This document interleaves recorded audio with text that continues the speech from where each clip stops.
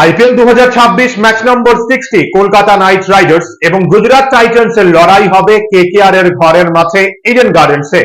Kolkata night Riders কি 15 পয়েন্টে play অফে qualify করতে পারবে? কি সমীকরণ রয়েছে? বরুণ চক্রবর্তী কি খেলতে পারবে এই ম্যাচে? পাখি রানার খেলার কি কোনো সম্ভাবনা রয়েছে? কেমন হবে কলকাতার একাদশ বা গুজরাটের একাদশ? পিচ নিয়ে কি আপডেট রয়েছে? হেড টু হেড রেকর্ড, মাঠের পরিসংখ্যান, দুই দলের গেম প্ল্যান, সবকিছু বিষয় আপনাদের সঙ্গে আলোচনা করব। এবং এই ম্যাচেও আমাদের প্রেডিকশনের সহজ তিনটে প্রশ্ন রয়েছে। কি প্রশ্ন রয়েছে জানাবো আপনাদের, কিন্তু ভিডিও শুরুতেই আমরা এই মুহূর্তে প্লে অফের সমীকরণ দেখে নেব। গুজরাট টাইটান্স এই মুহূর্তে লিগ টেবিলের টপ 2 এ রয়েছে, 12 ম্যাচে 16 পয়েন্ট, শেষ দুটো ম্যাচ বাকি। কলকাতার বিরুদ্ধে এই ম্যাচে জিটি যদি জয় পায় তাহলে 18 পয়েন্টে প্রথম দল হিসেবে 2026 আইপিএল এর প্লে অফ সুনিশ্চিত করবে গুজরাট টাইটান্স। তাই শেষ দুটো ম্যাচের মধ্যে গুজরাট যদি এক ম্যাচেও জয় পায় প্লে অফে কোয়ালিফাই করবে, এমনকি 16 পয়েন্টেও প্লে অফে কোয়ালিফাই করতে পারে। রান রেটের খেলা হবে। এবং অন্যদিকে কলকাতা নাইট রাইডার্স এই মুহূর্তে লিগ টেবিলের অষ্টমতম স্থানে রয়েছে, 11 ম্যাচে 9 পয়েন্ট। কলকাতা কি শেষ 3 ম্যাচ জয়ের পর প্লে অফে কোয়ালিফাই করতে পারবে 15 পয়েন্টে? ঠিক কি সমীকরণ রয়েছে? কলকাতার প্লে অফের ভাগ্য নির্ধারণ হবে কলকাতা যদি শেষ 3 ম্যাচে জয় পায়, এবং বাকি দলগুলোর ম্যাচের রেজাল্টের উপর নির্ভর করবে যে কলকাতা প্লে অফে কোয়ালিফাই করতে পারবে কিনা। প্রথমত ডিফেন্ডিং চ্যাম্পিয়ন আরসিবি কে শেষ দুটো ম্যাচে জিততেই হবে, তাহলে কলকাতার জন্য ভালো হবে এবং আরসিবি 20 পয়েন্টে প্লে অফে কোয়ালিফাই করবে। গুজরাট টাইটান্স যদি কলকাতার বিরুদ্ধে হেরে যায় এবং সিএসকে এর বিরুদ্ধে জয় পায় তাহলে 18 পয়েন্টে গুজরাট টাইটান্স প্লে অফে কোয়ালিফাই করবে। সিএসকে চেন্নাই সুপার কিংস যদি শেষ 3 ম্যাচের মধ্যে দুটো ম্যাচে হেরে যায় তাহলে চেন্নাইয়ের সর্বোচ্চ 14 পয়েন্ট হবে। সানরাইজার্স হায়দ্রাবাদ যদি শেষ দুটো ম্যাচে হেরে যায় চেন্নাই এবং আরসিবির বিরুদ্ধে তাহলে হায়দ্রাবাদ 14 পয়েন্টে ফিনিশ করবে। রাজস্থান রয়্যালসও যদি শেষ দুটো ম্যাচে হেরে যায় মুম্বাই এবং লখনৌ এর বিরুদ্ধে তাহলে রাজস্থান রয়্যালসও 12 পয়েন্টে ফিনিশ করবে। এবং পাঞ্জাব কিংসও যদি শেষ দুটো ম্যাচে আরসিবি এবং লখনৌ এর বিরুদ্ধে হেরে যায় তাহলে পাঞ্জাব কিংসও কিন্তু 13 পয়েন্টে ফিনিশ করবে। এবং দিল্লি ক্যাপিটালস যদি রাজস্থানের বিরুদ্ধে জয় এবং কেকেআর এর বিরুদ্ধে পরাজিত হয় তাহলে দিল্লি ক্যাপিটালস 12 পয়েন্টে ফিনিশ করবে। এবং লখনৌ সুপার জায়ান্ট যদি শেষ 3 ম্যাচেই জয় পায় তাহলে লখনৌ সুপার জায়ান্টও 12 পয়েন্টে ফিনিশ করবে। এবং কলকাতা নাইট রাইডার্সও যদি শেষ 3 ম্যাচে জয় পায় তাহলে চতুর্থ দল হিসেবে 15 পয়েন্টে কলকাতা প্লে অফে কোয়ালিফাই করতে পারবে। কিন্তু তার জন্য আরসিবি কে শেষ দুটো ম্যাচেই জিততে হবে, লখনৌকে শেষ 3 ম্যাচেই জিততে হবে, হায়দ্রাবাদকে শেষ দুটো ম্যাচে হারতে হবে, রাজস্থানকে শেষ দুটো ম্যাচে হারতে হবে, জিটি কে এক ম্যাচে জয় এবং এক ম্যাচে হারতে হবে, চেন্নাইকে দুটো ম্যাচে হারতে হবে এবং পাঞ্জাবকেও দুটো ম্যাচে হারতে হবে। তাহলেই কলকাতা 15 পয়েন্টে প্লে অফে কোয়ালিফাই করতে পারবে। কিন্তু যারা কলকাতার সমর্থক রয়েছেন, কি মনে হচ্ছে আপনাদের? কেকেআর কি পারবে এই সব সমীকরণ মিলিয়ে প্লে অফে কোয়ালিফাই করতে? আপনাদের মতামত শেয়ার করবেন কমেন্ট বক্সে। এবং এই ম্যাচে আমাদের প্রেডিকশনের প্রথম প্রশ্ন, তাহলে কোন দল এই ম্যাচে জয় পেতে পারে? ঘরের মাঠে কলকাতা নাইট রাইডার্স নাকি গুজরাট টাইটান্স জয় পাবে এই ম্যাচে এবং প্লে অফ সুনিশ্চিত করবে প্রথম দল হিসেবে? আপনাদের প্রেডিকশনের উত্তর শেয়ার করবেন কমেন্ট বক্সে। দ্বিতীয় এবং তৃতীয় প্রশ্ন কি রয়েছে জানাবো আপনাদের। এবার যদি আমরা দুই দলের হেড টু হেড রেকর্ড দেখি, আইপিএল এর ইতিহাসে 6 ম্যাচে মুখোমুখি হয়েছে। জিটি জয় পেয়েছে 4 ম্যাচে এবং কেকেআর মাত্র 1 ম্যাচে জয় পেয়েছে। ইডেন গার্ডেন্সে ম্যাচ হবে, তাহলে কেমন উইকেট আমরা দেখতে পারবো? ইডেনের উইকেট মানেই আমরা জানি যে ব্যাটিং ফ্রেন্ডলি উইকেট। এই মাঠে সহজেই 190 প্লাস 200-র অধিক রান হয়, এমনকি 220, 30, 40। এবার এই ম্যাচের পিচ নিয়েও যে আপডেট, উইকেট কিন্তু ব্যাটিং ফ্রেন্ডলি হতে পারে, কিন্তু কলকাতার মূল শক্তি কলকাতার বোলিং ডিপার্টমেন্ট, বিশেষ করে স্পিন বোলিং ডিপার্টমেন্ট। শেষ 4 ম্যাচে কলকাতা জয় পেয়েছে কলকাতার বোলিং ডিপার্টমেন্টের জন্য। লো স্কোরিং ম্যাচে কলকাতা কিন্তু জয় পেয়েছিল।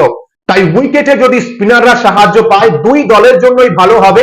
জিটির বলাররা তো অনবদ্য ফর্মে রয়েছে, কিন্তু আমরা চাই যে উইকেটে যদি একটু স্পিনাররা সাহায্য পায়। গুরুত্বপূর্ণ হবে যে মিডল ফেসে স্পিনাররা কি গেমে আসবে নাকি ব্যাটসম্যানরাই দাপট দেখাবে।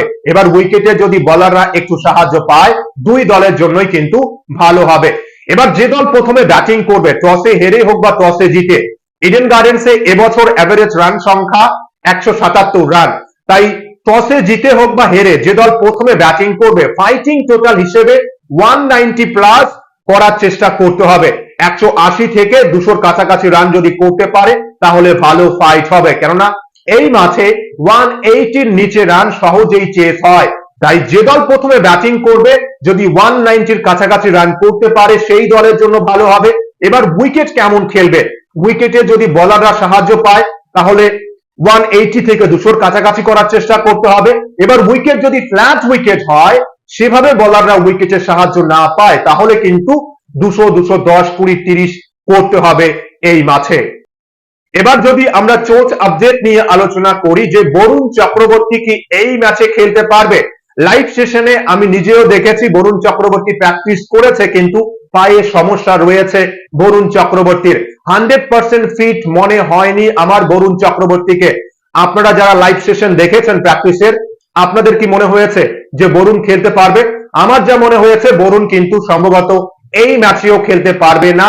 এমনকি এই টুর্নামেন্টে শেষ দুটো ম্যাচেও কলকাতা বরুণকে পাবে কিনা সে নিয়েও কিন্তু আমার সন্দেহ রয়েছে। তাই আমি যতটুকু লাইভ প্র্যাকটিস দেখেছি বরুণকে কিন্তু কমফোর্টেবল মনে হয়নি, পায়ে সমস্যা রয়েছে বরুণ চক্রবর্তীর। 100% ফিট কিন্তু দেখে মনে হয়নি আমার। তাই বরুণের খেলা নিয়ে কিন্তু সংশয় রয়েছে, যদিও তিনি প্র্যাকটিস করেছেন। এবার দেখা যাক, আমাদের কিন্তু অফিসিয়াল আপডেটের জন্য অপেক্ষা করতে হবে যে বরুণ এই ম্যাচে খেলতে পারবে কিনা এবং পাথি রানা কি খেলতে পারবে এই ম্যাচে। এবার যদি আমরা দুই দলের একাদশ দেখি, প্রথমে গুজরাট টাইটান্সের একাদশ দেখি। জিটির একাদশ কলকাতা নাইট রাইডার্সের বিরুদ্ধে ক্যাপ্টেন শুভমান গিল, সাই সুদর্শন, জস বাটলার, নিশান্ত সুন্দর, ওয়াশিংটন সুন্দর, Jason holder, Rahul তিবাটিয়া, Rashid Khan, Kagiso Rabada, Arshad খান, মোহাম্মদ সিরাজ, প্রসিদ্ধ কৃষ্ণা, সাই কিশোর এবং মানব সুতারের অপশন রয়েছে। এবং কলকাতার একাদশ কেমন হবে, কলকাতার একাদশে আমরা কি পরিবর্তন দেখতে পারবো? পাথি রানা সুযোগ পাবে নাকি আরসিবির বিরুদ্ধে আমরা যে সেম একাদশ দেখেছি সেম একাদশ নিয়ে খেলবে কলকাতা নাইট রাইডার্স এই ম্যাচে? এবার কলকাতা টিম ম্যানেজমেন্টের প্ল্যান কিন্তু সেম, যে এখনো স্বপ্ন দেখছে যে কলকাতা 15 পয়েন্টে প্লে অফে কোয়ালিফাই করবে। তাই একাদশে সেভাবে যে একাধিক পরিবর্তন কেকেআর করবে সম্ভাবনা কিন্তু নেই। এবার আমরা শেষ ম্যাচেও আলোচনা করেছি যে প্রথমে কলকাতা যদি ব্যাটিং করে অবশ্যই পাথি রানা এবং রোবম্যান পাওয়েলকে ইম্প্যাক্টে রাখা উচিত। শেষ 3 ম্যাচে রোবম্যান পাওয়েল ব্যাটিং করার সুযোগই পায়নি। আরসিবি ম্যাচেও দেখুন দুজন প্লেয়ারকেই যদি ইম্প্যাক্টে রাখা হতো, রোবম্যান পাওয়েলের কিন্তু ব্যাটিং এর প্রয়োজন হয়নি। তাই দ্বিতীয় ইনিংসে বোলিং এর সময় পাথি রানাকে ব্যবহার করা যেতে পারত। তাহলে কেমন হবে কলকাতার একাদশ গুজরাট টাইটান্সের বিরুদ্ধে? কলকাতার একাদশে Finn Allen, Ajinkya Rahane, Raghuvanshi, Cameron Green, Rinku Singh, Manish Pandey বা তেজস্বী সিং যে কোনো একজন খেলবে। রোবম্যান পাওয়েল বা পাথি রানা যে কোনো একজন খেলতে পারে। সুনীল নারায়ণ, অনুকূল রয়, বৈভব আরোরা কি খেলবে এই ম্যাচে, নাকি অন্য কোনো ফাস্ট বোলারকে সুযোগ দেবে কেকেআর? কার্তিক ত্যাগী এবং সৌরভ দুবেকেও আরো এক ম্যাচে সুযোগ দেওয়া যেতেই পারে। এবার বৈভব আরোরার পরিবর্তে উমরান মালিক রয়েছে, দেখাই যাক না সুযোগ দিয়ে যে খেলতে পারে কিনা, কেমন করবে। বা নবদীপ সাইনিরও অপশন রয়েছে। কলকাতার এক সময় ট্যাগলাইন ছিল যে কলকাতা স্টার প্লেয়ার কেনে না, স্টার প্লেয়ার তৈরি করে। কিন্তু স্টার প্লেয়ার কোথায়? নতুন প্লেয়ারদের সুযোগই দেয় না কলকাতার ম্যানেজমেন্ট। তাই আশা করব যে শেষ 3 ম্যাচ বাকি, নতুন প্লেয়ারদের যদি সুযোগ দেওয়া হয় তাহলে ভবিষ্যতের জন্য ভালো হবে কলকাতা নাইট রাইডার্সের জন্য। এবং এই ম্যাচে আমাদের প্রেডিকশনের দ্বিতীয় প্রশ্ন যে রিঙ্কু সিং এই ম্যাচে কত রান করতে পারবে। তৃতীয় প্রশ্ন কি রয়েছে জানাবো আপনাদের। এবার যদি আমরা গেম প্ল্যান নিয়ে আলোচনা করি, গুজরাট টাইটান্স অনবদ্য ফর্মে রয়েছে। গুজরাট টাইটান্স বিশেষ করে জেসন হোল্ডারকে একাদশে সুযোগ দেওয়ার পর অলরাউন্ড পারফরমেন্স, ব্যাটে বলে অলরাউন্ড পারফরমেন্স। প্রথমত টপ 3 অনবদ্য ফর্মে রয়েছে। ওয়াশিংটন সুন্দর ও দুর্দান্ত ফর্মে রয়েছে এবং বোলারদের মধ্যে রশিদ খানও ভালো ফর্মে ফিরেছে, দুর্দান্ত ফর্মে রয়েছে। কাগিসো রাবাদা, মোহাম্মদ সিরাজও অনবদ্য ফর্মে রয়েছে। মানে ব্যাটিং, বোলিং, ফিল্ডিং সব ডিপার্টমেন্টে কিন্তু অনবদ্য এই মুহূর্তে গুজরাট টাইটান্স। তাই গুজরাটকে এই ম্যাচে হারাতে হলে কিন্তু কলকাতাকে সেরা পারফরমেন্স করতে হবে। কলকাতার প্ল্যান হবে যে শুরুতেই যেভাবেই হোক টপ 4 কে বিশেষ করে দুই ওপেনারকে কম রানে আটকে রাখতে হবে। এবার যদি উইকেটে স্পিনাররা সাহায্য পায়, বরুণের না থাকাটা কিন্তু বড় চাপ কলকাতার জন্য, কেননা বরুণের 4 ওভার, গুরুত্বপূর্ণ 4 ওভারে বরুণ কিন্তু 2-3-4 উইকেট নেওয়ার ক্ষমতা বরুণের ছিল। এবার বরুণের সেই জায়গাটা কে নেবে? আরসিবির বিরুদ্ধেও কিন্তু সেভাবে কেউ ভালো করতে পারেনি। তাই পাথিরানা যদি সুযোগ পায়, পাথিরানা কেমন পারফরমেন্স করবে, এবং কলকাতার ব্যাটিং ডিপার্টমেন্টে এবার কোন প্লেয়ার ভালো করবে সেভাবে বলা খুবই মুশকিল। রাহানে ভালো ফর্মে নেই, ফিন অ্যালেনকে ভালো খেলতেই হবে। ফিন অ্যালেন যদি বড় ইনিংস খেলতে পারে তাহলে কলকাতার জয়ের সম্ভাবনা বেড়ে যাবে।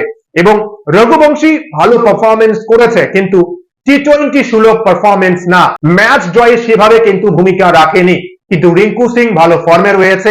এবার নতুন প্লেয়ারদের যদি সুযোগ দেওয়া হয়, সবাই যদি অলরাউন্ড পারফরমেন্স করতে পারে, আরসিবির বিরুদ্ধে যদি দুটো গুরুত্বপূর্ণ ক্যাচ মিস না করতো কলকাতা, তাহলে কিন্তু কলকাতা আরো ভালো ফাইট করতে পারতো বা ম্যাচে জয়ও পেতে পারতো। তাই ক্যাচ মিস করা কিন্তু চলবে না। ক্যাচ মিস করলে কলকাতা কিন্তু এই ম্যাচেও স্ট্রাগল করতে পারে। কলকাতাকে কিন্তু এই ম্যাচে জিততেই হবে, তাহলে কিন্তু প্লে অফের রেসে টিকে থাকতে পারবে। এবার যদি হেরে যায় তাহলে কিন্তু অফিসিয়ালি টুর্নামেন্ট থেকে বিদায় নেবে কলকাতা নাইট রাইডার্স। তাই কলকাতাকে এই ম্যাচ জিততে হলে all round performance, batting, bowling, fielding ভালো করতে হবে। কি মনে হচ্ছে আপনাদের, গুজরাট টাইটান্স নাকি কেকেআর, কোন দল জয় পেতে পারে এই ম্যাচে? সবকিছু বিষয়ে আলোচনা করার পর আপনাদের মতামত শেয়ার করবেন কমেন্ট বক্সে। এবং এই ম্যাচে আমাদের প্রেডিকশনের তৃতীয় প্রশ্ন, ক্যাপ্টেন শুভমান গিল এই ম্যাচে কত রান করতে পারে? রান সংখ্যা প্রেডিক্ট করবেন কমেন্ট বক্সে। ভিডিওটি ভালো লাগলে লাইক, কমেন্ট ও সাবস্ক্রাইব করে খেলাধুলার সমস্ত আপডেট পাওয়ার জন্য চ্যানেলটি সাবস্ক্রাইব করে বেল আইকনে প্রেস করবেন ভিডিওর নোটিফিকেশন সবার আগে পাওয়ার জন্য। সবাই ভালো থাকবেন, সুস্থ থাকবেন, অতিরিক্ত রিস্ক নিয়ে কিন্তু কেউ খেলবেন না, নিজের বুদ্ধিতে কাজে লাগিয়ে খেলবেন। অসংখ্য অসংখ্য ধন্যবাদ সকলকে।